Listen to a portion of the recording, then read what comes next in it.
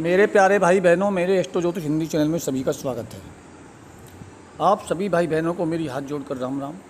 सभी भाई बहनों से मेरी हाथ जोड़कर विनती है कि मेरे चैनल को सब्सक्राइब करें, लाइक करें, शेयर करें, क्योंकि आपका एक सब्सक्राइब, लाइक और शेयर मेरे लिए बहुत कीमती है। मेरे चैनल को आगे बढ़ाने के लिए सभी सब्सक्राइब करें, लाइक करें और शेयर करें।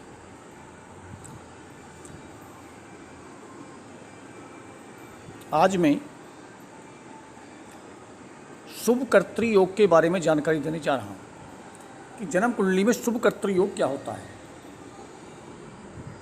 जैसे मैंने आपको पाप कर्तृ योग के बारे में जानकारी दी, इसी प्रकार से शुभ कर्तृ योग के बारे में जानकारी दूंगा। देखिए, कुंडली में शुभ कर्तृ योग बनता कैसे है और जिस भाव में बनता है उसका फल क्या होता है। देखिए, किसी भी लगन की कुंडली हो सकती है। ये भाव से संबंध रखता है, लगन से संबंध रखती है भाव से। जिस भाव में बनता है उसमें अच्छे फल देने लगता है। जैसे आपका लगन भाव में कोई ग्रह बैठा हुआ है, कोई भी ग्रह हो सकता है, किसी ग्रह को ले लीजिए आप, उसमें उसके आगे भी और पीछे भी, यानी कि शुभ ग्रह बैठ जाएं। जैसे मान लिया लगन में आपके बुध बैठा हुआ है और बुध के आगे गुरु बैठ जाएं और बुध के पीछे चंद्रमा बैठ जाएं, या बुध के पीछे शुक्र बैठ जाएं। जो शुभ ग्रह हैं वो उस ग्रह के आगे और पीछे दोनों तरफ बैठ जाएं, तो इसको बोलते हैं शुभ कर्तृ योग। अब शुभ कर्तृ योग यदि पहले भाव में बन जाए तो उसके क्या फल होंगे। पहले भाव में शुभ कर्तृ योग बनने से व्यक्ति का मान सम्मान बढ़ता है, व्यक्ति का स्वास्थ्य अच्छा रहता है, व्यक्ति हर क्षेत्र में सफलता प्राप्त करता है, अच्छे बड़े ऊंचे लोगों से उसकी जान पहचान होती है, या किसी बड़े उच्च पद पर वह होता है। ये दूसरे भाव में शुभ कर्तृ योग बन जाए तो उसका परिवार बहुत अच्छे संस्कार वाला होता है, उसका परिवार बहुत बड़ा होता है और उसको धन की कमी नहीं रहती, उसका धन का आगमन हमेशा बना रहता है और पितृदेवों का उसके हमेशा साथ बना रहता है। इसी प्रकार से तीसरे भाव में भी शुभ कर्तृ योग बन जाए तो उसका पराक्रम बहुत अच्छा रहेगा, हमेशा पराक्रम बना रहेगा, छोटे भाई बहनों को हमेशा उसको साथ मिलेगा, उसका भाग्य हमेशा उदार रहेगा। कि चतुर्थ भाव में शुभ कर्तृ योग बन जाए तो उसकी माता का स्वास्थ्य अच्छा बना रहेगा, उसकी माता धार्मिक प्रवृत्ति की होगी, उसको भौतिक सुख साधनों का यानी जमीन जायदाद से लेकर घोड़ी, बैल गाड़ी, मोटर वाहन, सब चीज़ों का उसको सुख प्राप्त होगा।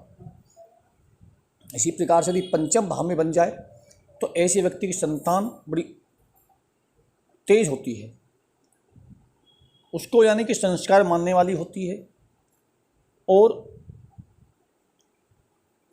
उसकी वाणी में बड़ा मिठास होता है, यात्राएं उसकी हमेशा मंगलमयी होती है, शिक्षा बड़े ऊंचे स्तर की होती है। इसी प्रकार से यदि षष्ठम भाव में बन जाए तो ऐसे व्यक्ति को ऋण, रोग और शत्रु को भी परेशान नहीं करते और नौकरी में हमेशा पदोन्नति करता रहता है। इस सप्तम भाव में शुभ कर्तृ योग बन जाए तो पत्नी उसको बहुत सुंदर मिलती है, पत्नी से उसका संबंध बड़े अच्छे होते हैं, पत्नी से उसकी अच्छी पटेगी, उसका व्यापार, आर्थिक व्यापार बहुत अच्छा रहेगा।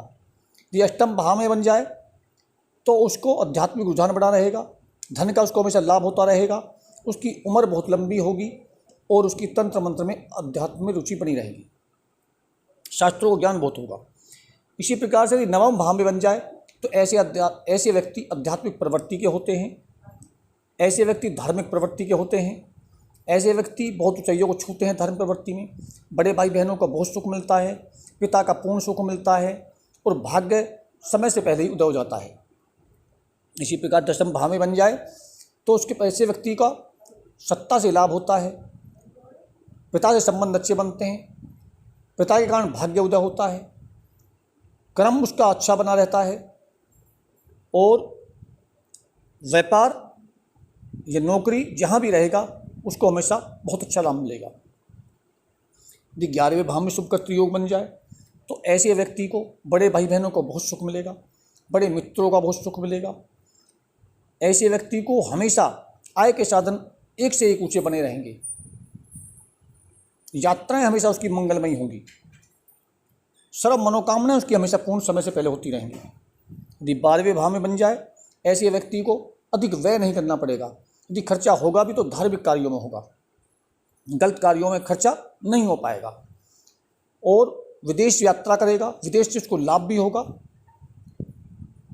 आय के एक एक स्रोत सारे उसके बने रहेंगे, दुश्मन उसके पास रहेंगे हमेशा, और ऋण रोग भी उसका नहीं रहेगा उस पर। ये मैंने आपको पहले भाव से लेकर 12 भावों तक शुभ कर्तृ योग की जानकारी दी कि शुभ कर्तृ योग जिस भाव में बनेगा उस भाव से आपको क्या फल मिलेगा।